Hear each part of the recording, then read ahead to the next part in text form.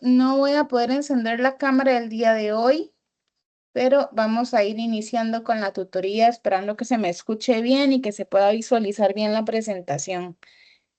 Estaríamos dando inicio a la tutoría 2 de la asignatura Aprendizaje y Cognición, código 991.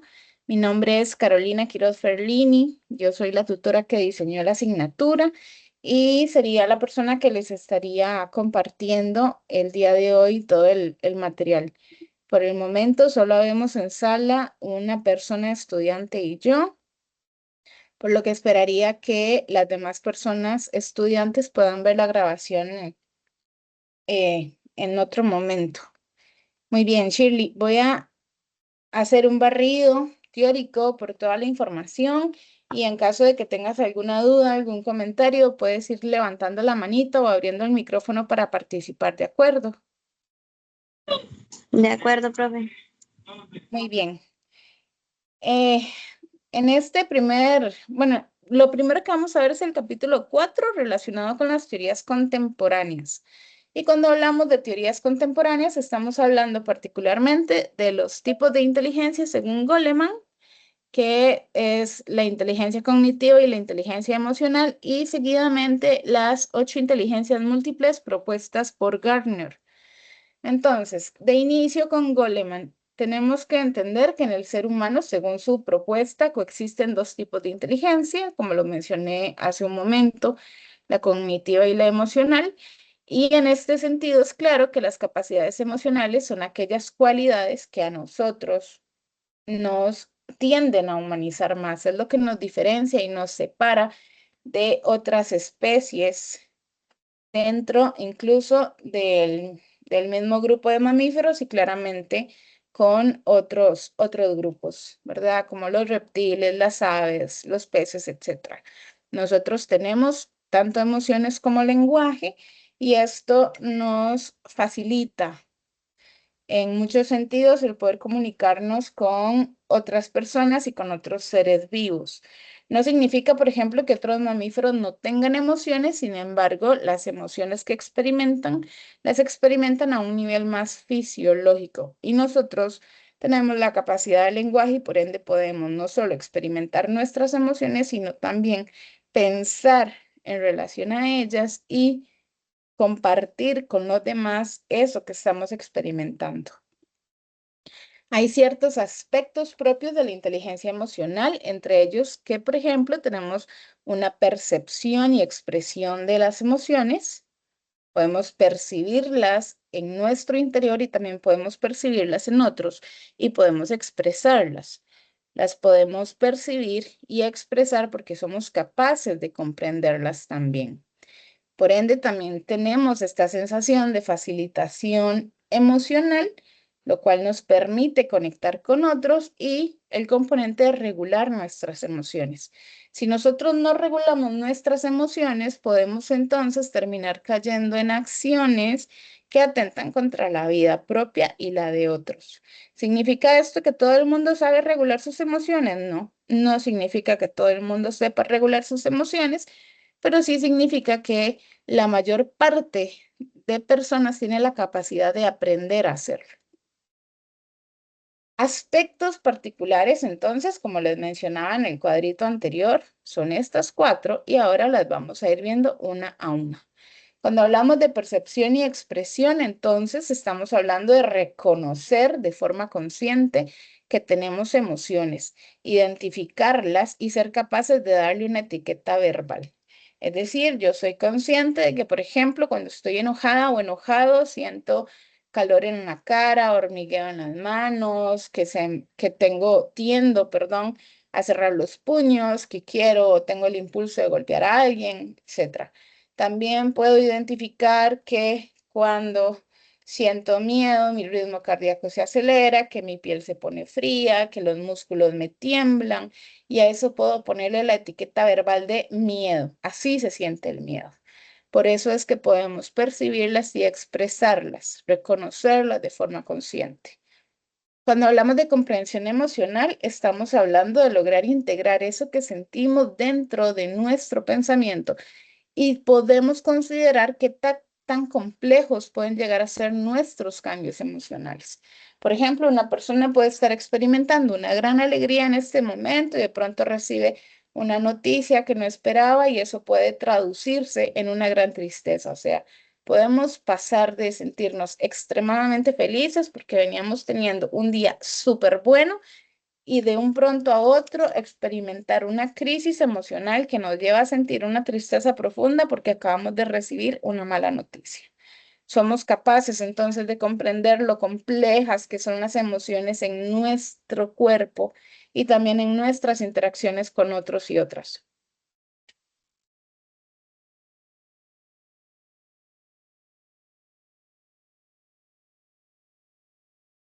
Ay, a ver, algo pasó aquí. Ok, facilitación emocional sería lo siguiente, que implica una capacidad para generar sentimientos que faciliten el pensamiento.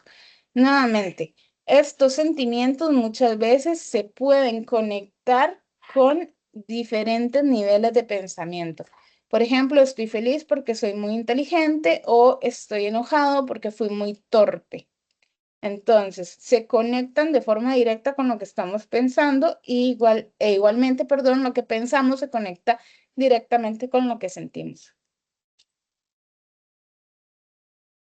Finalmente, cuando estamos hablando de regulación emocional, estamos hablando de dirigir y manejar las emociones, tanto agradables como desagradables, de forma eficaz.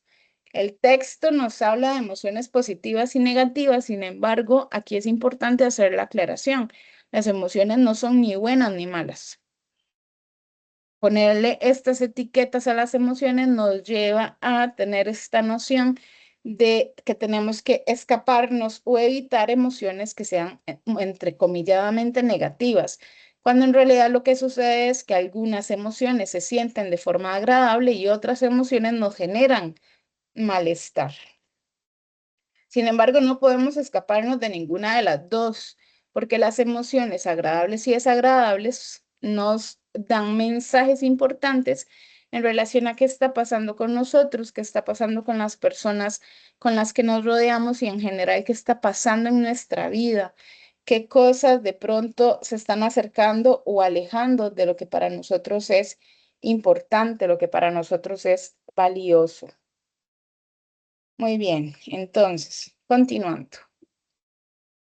Hay algunos componentes de la inteligencia emocional. Por ejemplo, el autoconocimiento o autoconocimiento emocional, el hecho de que podamos ser capaces de identificar qué situaciones pueden desencadenar en nosotros y nosotras emociones agradables o desagradables.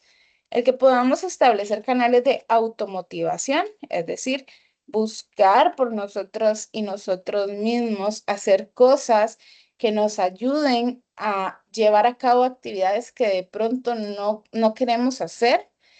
Hay un autocontrol emocional o autorregulación, el que seamos capaces de identificar y buscar estrategias para actuar de formas más efectivas y no tanto dirigidas por lo que estamos sintiendo. Y el reconocimiento también de las emociones ajenas, es decir, esta capacidad de ver a otra persona e identificar si está triste, feliz, enojada, compungida, asustada, avergonzada, culpable, etcétera. Nuevamente, tratando de comprender cada una de estas. Autoconocimiento o autoconciencia emocional es este registro y conciencia de lo que estoy sintiendo. El autocontrol emocional o la autorregulación es esta capacidad de regularnos, de controlar nuestras emociones de forma que podamos funcionar de forma adecuada en la sociedad. La automotivación es esta posibilidad de dirigir nuestras energías y objetivos hacia metas específicas, asumiendo para ello una actitud lo más optimista posible. Y finalmente el reconocimiento de las emociones de otros, que es esta posibilidad que tenemos de comprender y en ocasión de ponernos, entre comillas, en los pies del otro, interpretando señales que nos brindan para intentar comprender la situación que en un momento particular están atravesando. Estos serían los componentes de lo que vendríamos a llamar inteligencia emocional. Ahora, hablando sobre inteligencias múltiples. Las inteligencias múltiples las desarrolla Gardner a principios de los 80. Bueno, no las desarrolla su teoría sobre estas inteligencias a inicios de los años 80. Él plantea que hay algunas premisas que son importantes dentro del concepto de inteligencia, entre ellas la diversidad que tiene que existir dentro de esas múltiples formas de mostrarse inteligente y la posibilidad de potenciar una o varias formas de ser inteligente en las personas. Él nos saca de alguna forma de esta idea muy polarizada y dicotómica de que solo hay inteligencia cognitiva e inteligencia emocional, o dentro de la inteligencia cognitiva solo están las personas que son inteligentes en matemáticas y solo están las personas que son inteligentes en letras. Él nos dice, esto no es así, no son solo números o letras, no son solo matemáticas o español. Hay muchas formas en las que el ser humano es inteligente y él identifica 8 particularmente. Entonces nos habla de una inteligencia lógico-matemática y una inteligencia lingüística, que era lo que ya de por sí nosotros sabíamos que existía, pero adicionalmente ubica 6 tipos de inteligencia adicionales, que son la musical, la espacial, la interpersonal, la intrapersonal, la kinestésica corporal y la naturalista. Ahora, viendo cada una por separado, la inteligencia lingüística hace referencia a personas que tienen competencia para disfrutar, redactar historia, leer, jugar con rimas, trabalenguas, que aprenden con facilidad los idiomas, en general que tienen un manejo bastante fluido de todo lo que tiene que ver con letras.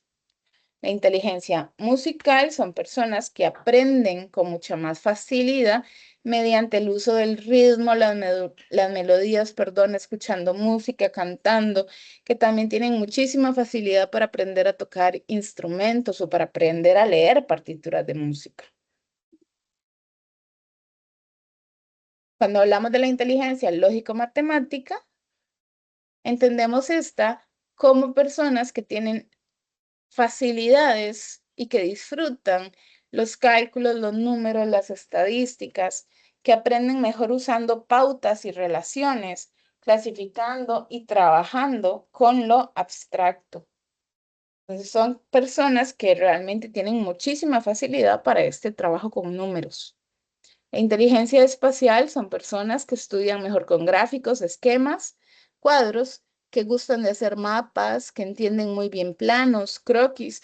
Son personas que se ubican en el espacio con muchísima facilidad. Personas que con cierta ligereza logran identificar dónde está el norte, dónde está el sur, el este o el oeste, que llegan a un lugar nuevo y rápidamente logran ubicarse y aprender cómo movilizarse dentro de ese espacio. Algunas personas nacen con esa habilidad o esa habilidad les va siendo desarrollada en el tiempo a través de sus experiencias de vida. Otras personas, por más que lo intentan, no lo logran.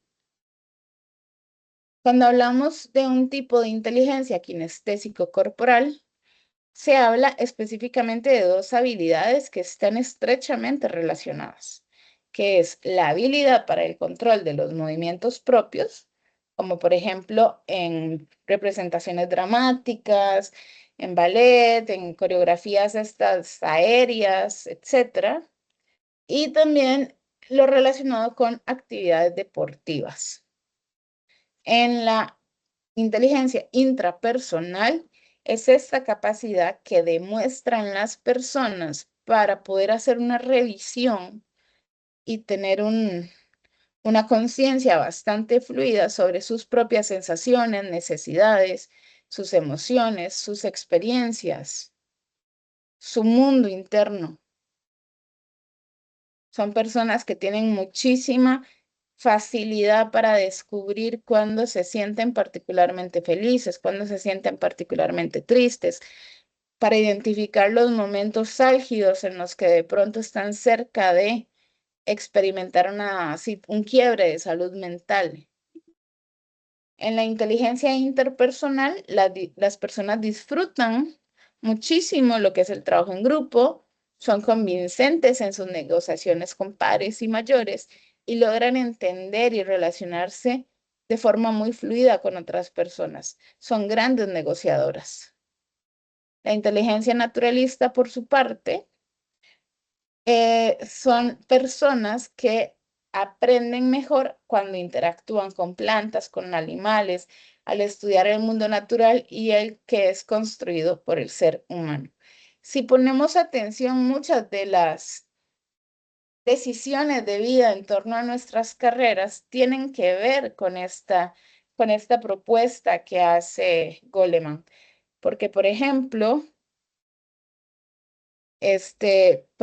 una persona que estudia psicología es una persona que tiene una inteligencia intra e interpersonal bastante desarrollada. Una persona que estudia arquitectura tiene una inteligencia espacial y kinestésica muy desarrolladas. Una persona que estudia educación como ustedes tiene también una capacidad de inteligencia interpersonal muy desarrollada. También han probablemente desarrollado bastante la inteligencia lingüística y la lógico-matemática, puesto que tienen que convivir de forma constante con estos conocimientos. Se va, de alguna forma, la inteligencia, de acuerdo a las 8 áreas que se proponen, de alguna forma nos va guiando hacia dónde nos sentimos más cómodos, cómo nos queremos desarrollar personal y profesionalmente en el futuro. Otro punto importante que viene en el material de estudio es la actitud creativa. Y resulta que la actitud creativa nos ayuda también a motivarnos y a automotivarnos en relación a las nuevas experiencias que vivimos. No obstante, esta actitud creativa tiene algunos componentes que vale la pena revisar. Por ejemplo, un instinto de curiosidad, personas que a todo le quieren encontrar una razón, un porqué de dónde viene. Los niños son especialmente creativos justamente porque quieren explorar todo lo que hay a su alrededor.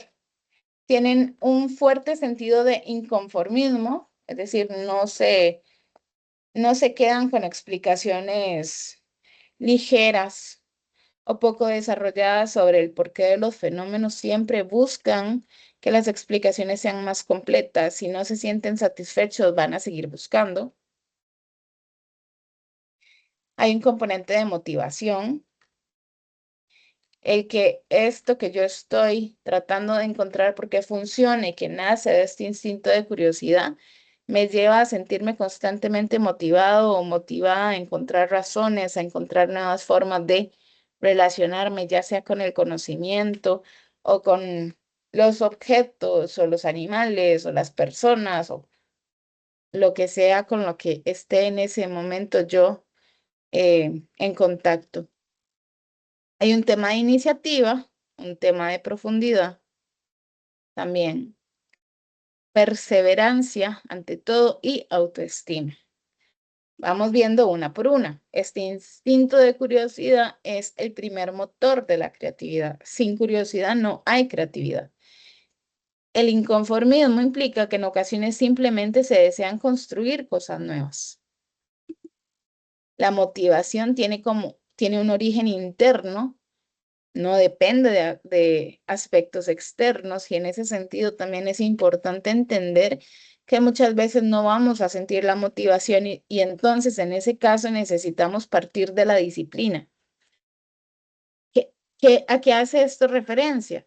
A que si yo me obligo a hacer algo desde la disciplina, muy probablemente en el camino empiece a sentir motivación por eso que estoy haciendo.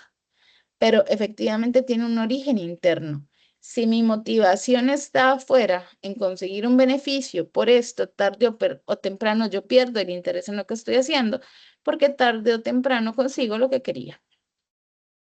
Cuando hablamos de iniciativa, tenemos que entender que la creación de nuevo conocimiento, de nuevas cosas, de nuevos aprendizajes, etcétera, no ocurre sin que haya una iniciativa de por medio. Es indispensable tenerla para liderar cualquier proyecto o actividad, en especial si ésta tiende a ser diferente o novedosa. En términos de profundidad, el pensamiento de una persona creativa tiende a ser profundo. ¿Por qué? Porque siempre va a estar buscando nuevas formas de comprender la información que está recibiendo y nuevas formas también de relacionarse con esa información. Tenemos la perseverancia, que es la posibilidad de mantener los ojos en este objetivo que tenemos, a pesar de las miles de situaciones a las que eventualmente podríamos enfrentarnos y que podrían llegar a limitar el que obtengamos lo que estamos buscando. Finalmente, la autoestima. Se considera que para ser creativos y creativas es necesario tener buena autoestima.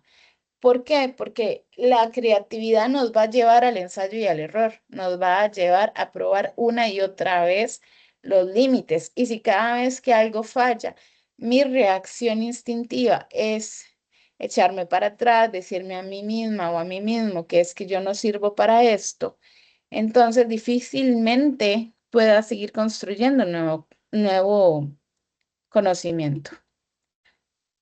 Existen aptitudes creativas y vamos a revisarlas a continuación. El término específicamente se refiere a aquellas habilidades que son parte de nuestra personalidad, de nuestra forma de ser, de nuestra forma de comportarnos y que son útiles y deseables de desarrollar. Para poder desarrollar esta aptitud creativa, necesitamos tener una sensibilidad perceptiva. En otras palabras, necesitamos estar en el aquí y en el ahora, con una mirada curiosa frente a la nueva información o a los nuevos contextos en los que nos estemos desarrollando. Necesitamos detectar y delimitar problemas que podrían presentarse cuando estemos tratando de generar este nuevo conocimiento o aproximarnos a construirlo. Necesitamos lograr aprender a hacer un análisis de los problemas a los que nos enfrentamos. Entonces, nuevamente, una explicación detallada. Las personas creativas tienen esta percepción de la realidad de las cosas diferente al resto. Son capaces de captar distintos aspectos que conforman el mundo desde una percepción diferente. Cuando hablamos de detección y de delimitación de problemas, estamos hablando de la capacidad que tenemos para filtrar lo que es importante, lo que es urgente y lo que es prioritario. ¿Ok? No necesariamente lo que es importante va a venir primero cuando tenemos cosas urgentes que resolver. Igualmente pasa con lo prioritario. Si tenemos situaciones que son prioritarias, tenemos que aprender a poder ponerlas por delante de lo que para nosotros es importante. Sin embargo, necesitamos esta claridad para poder delimitar el problema y poder definir cuál es la forma más efectiva de abordarlo. Cuando hablamos de análisis de los problemas, es evidente que después de delimitar cuál es el verdadero problema, tenemos que entrar a analizarlo, ver de qué forma es que hay que entrar a resolverlo, cuáles serían las formas en las que podemos actuar para convertir esta situación en algo que sea funcional y eficaz para nosotros. Todas estas habilidades se van desarrollando con el tiempo, se van desarrollando a través de la interacción que tenemos con otros. Y la buena noticia es que si nos encontramos en algún punto en el que de pronto necesitamos ponerle un poco más de atención a estas habilidades porque de pronto no las hemos desarrollado lo suficientemente bien, no significa que estamos destinados a no poder en ningún momento resolverlo. Significa que, ok, tenemos la capacidad de aprender y reaprender en función de lo que en este momento es valioso y necesario para nosotros. Estos son los aspectos más importantes del capítulo 4. Ahora, en relación al capítulo 5, entramos en un tema muy bonito porque es el relacionado con las tecnologías de la información. Tecnologías que avanzan a pasos agigantados y con una rapidez impresionante. Al día de hoy estamos nuevamente intentando comprender cómo funciona, en este caso particular, la inteligencia artificial. Hace unos años era tratar de entender cómo funcionaban las computadoras, cómo funcionaban las bases de datos de información, qué información era y no era confiable, cómo podíamos descifrarlo o definirlo. Hoy es cómo aprendo a usar la inteligencia artificial.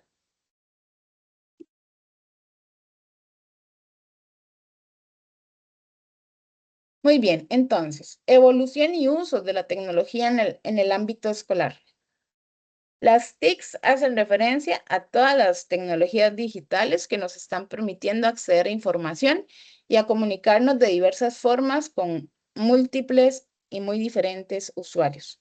Por ejemplo, entra dentro de todo esto que tiene que ver con las TICs, la televisión, los videojuegos, las computadoras, las tabletas, los celulares, las múltiples aplicaciones, las herramientas como el correo electrónico, foros, redes sociales, mensajería y actualmente la IA, la inteligencia artificial. Ok, en este sentido, lo relevante para la educación ante todos estos diversos cambios sociales es el desarrollo de procesos formativos dirigidos a que los sujetos aprendan a aprender.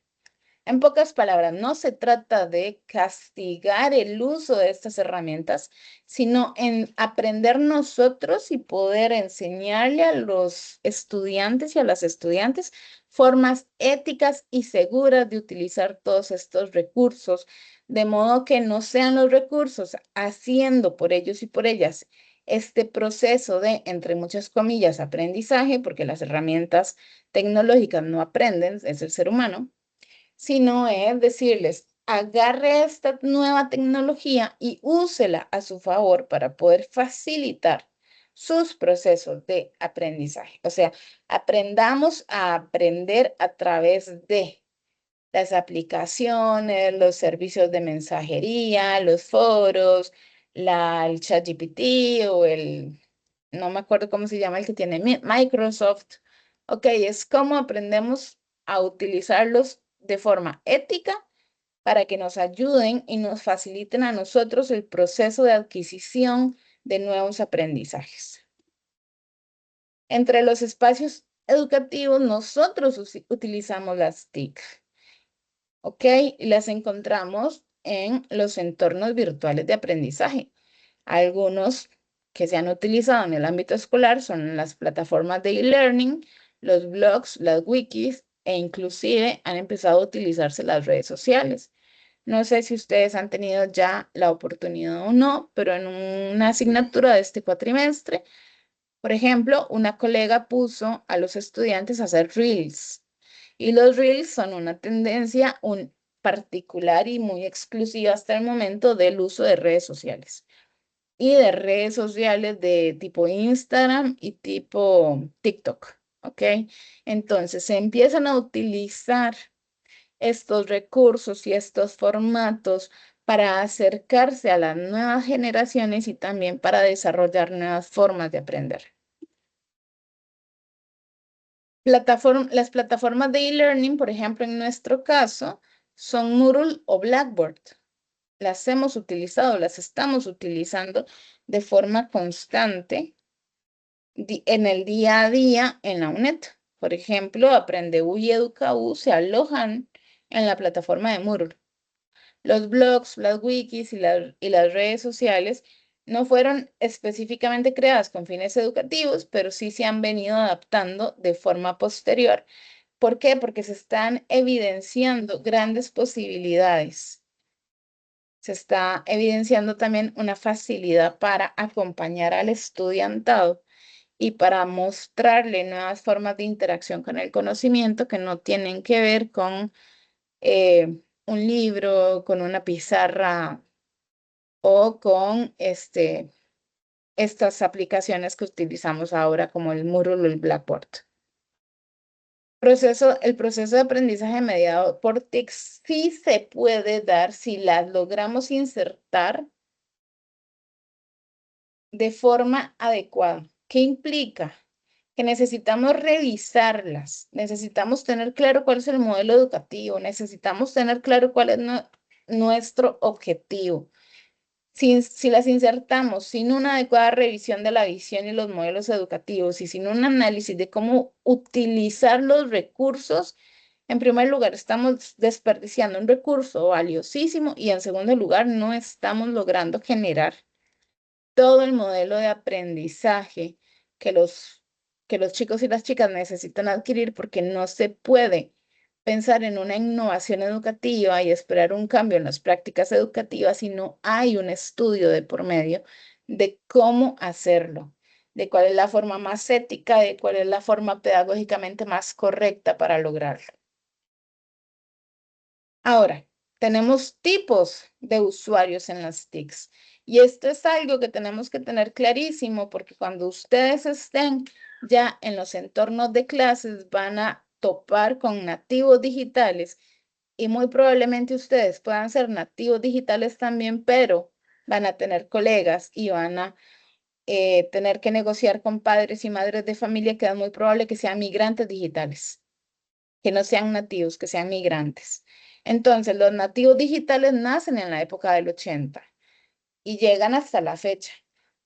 Tienen un uso más o menos correcto de la tecnología y comprenden más o menos cuáles son las posibilidades, los logros y las cosas maravillosas que se pueden generar con ellas. Pero, por ejemplo, si ustedes tienen más de 60 años, son migrantes digitales. Y entonces no necesariamente van a comprender ni manejar los códigos que proponen estos nuevos medios tecnológicos. Algunas personas inclusive pueden tener miedo de utilizar la tecnología en su favor y esto puede al final generar dificultades en lo que se quiere conseguir con los y las estudiantes. También puede ser que ustedes sean nativos digitales y que entren a trabajar con colegas que sean migrantes y que tengan ciertas dificultades para comprender los planteamientos que ustedes hagan en torno al uso de las nuevas tecnologías. Y entonces en ese sentido hay que buscar trabajar muy de la mano con estos compañeros y con estas compañeras y con estos padres de familia y si somos nosotros, trabajar en nosotros mismos para poder sacar el mayor provecho a estos recursos. ¿Qué significa entonces ser un usuario inteligente de las tecnologías de la información? Significa formar y cualificar a los sujetos como usuarios inteligentes para que logren distinguir lo que es relevante de lo superfluo, ¿ok?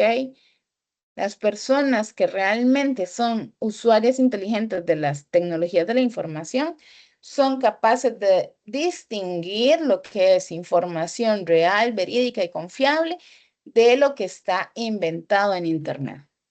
Son capaces de aprender habilidades y destrezas necesarias para desenvolverse de forma adecuada con los diferentes recursos.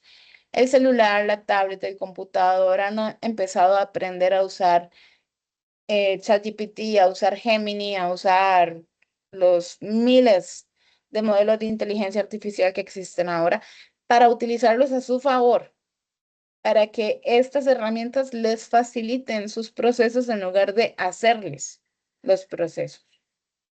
Y saben adaptarse a, por ejemplo, estudiar con una tablet y después con una computadora y utilizar el celular como un recurso, etc. También son capaces de desarrollar habilidades de alfabetización, perdón, digital para un futuro entorno digital. Ok, ciertos lenguajes que son particulares a los medios digitales que necesitamos empezar a comprender para también poder comunicarnos de forma más directa y más fluida con otras personas. El docente, dentro del uso responsable de las TICs, tiene algunas funciones y ya con esto estaríamos terminando lo que hace referencia a los últimos dos capítulos de la unidad didáctica. Por ejemplo, tienen que buscar potencializar a estudiantes activos en el aprendizaje, perdón, autodirigido. El estudiante tiene que ser capaz de desarrollar su propio conocimiento y no seguir esperando que se le dé. Tiene que ser capaz de guiar a los estudiantes en el desarrollo de experiencias diversas de aprendizaje. ¿Ok? Puedo acceder a la información a través de videos, a través de lecturas, a través de lo que escucho, a través de lo que veo, a través de lo que hago, a través de las herramientas tecnológicas, etc. El docente también es capaz de crear o seleccionar medios digitales que sean adecuados para que los estudiantes aprendan los contenidos y al mismo tiempo desarrollen habilidades sobre el uso de la tecnología, pero también sobre el uso y aplicación del contenido que están en este momento estudiando. Y finalmente, un docente que está mediado por las TICs es capaz de fomentar las habilidades de alfabetización digital en sus estudiantados. Muy bien. Como le decía a Shirley Delmy, durante este momento yo iba a hacerles un barrido muy rápido por los aspectos más relevantes de los capítulos 3 y 4. Y al final, si ustedes tenían alguna duda o comentario, con mucho gusto podían compartirlo. Entonces, no sé, chicas, si tienen algo que quisieran compartir, comentar, alguna situación que les parezca relevante o importante. Mm, Bueno, ahorita la UNED ya me está brindando unas charlas de IA con referencia a la docencia, a la didáctica y todo eso, muy interesantes. Bueno, yo he ido casi que a todas, he estado muy interesantes, precisamente eso que usted habla de cómo integrar de manera responsable el uso de las inteligencias artificiales en el proceso de enseñanza, ¿verdad? Y cómo se pueden utilizar o qué provecho le puede sacar uno como docente, eh, tal vez para generar recursos de didáctica que podemos presentarle a los estudiantes y facilitarles así el proceso. Pero aparte de eso, creo que está muy clara la materia. Perfecto, muchísimas gracias. Y bueno, me parece genial que estés yendo a estas charlas. La verdad es que la IA vino para quedarse, ¿verdad? Le hemos tenido miedo, honestamente. La academia le ha tenido miedo a la inteligencia artificial. Sin embargo, poco a poco creo que las personas hemos ido aprendiendo formas éticas y responsables de relacionarnos con la inteligencia artificial y pronto va a ser algo que forme parte de la educación. Y por lo tanto, estar lo más a la vanguardia que se pueda en estos temas es sumamente importante. Muchísimas gracias, Delmi. Shirley, ¿tienes algún comentario, alguna pregunta que quieras hacer? Profe, no, de mi parte todo está muy claro. Perfecto, compañeras. Entonces, en ese caso, estaríamos por el día de hoy. Esta es la última tutoría. Bueno, sé que están con la profesora Catalina. Espero que les esté yendo muy bien. Y de mi parte, les deseo un feliz fin de cuatrimestre, fin de año y bueno, próximo año nuevo, que yo no las vuelvo a ver más.